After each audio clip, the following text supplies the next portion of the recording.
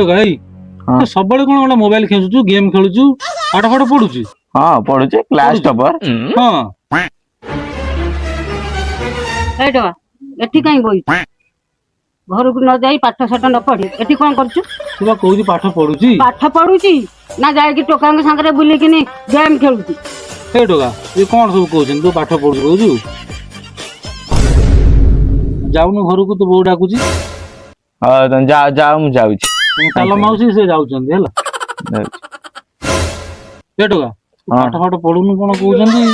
କେତେ ପରସେଣ୍ଟ ରଖୁଥିଲୁ? 70% ରଖିବି। 70%। ହଁ ବଡ ହେଲେ କଣ କରିବୁ? ବଡ ହେଲେ ML ହେବି। ML? ଦାଦା ଓ ଦାଦା କଣ କରୁଛ? ଏଇ ଛପରଟେ କାଲି ଘର ଛାଡା ତ ବାଗଉଛି ଆଉ।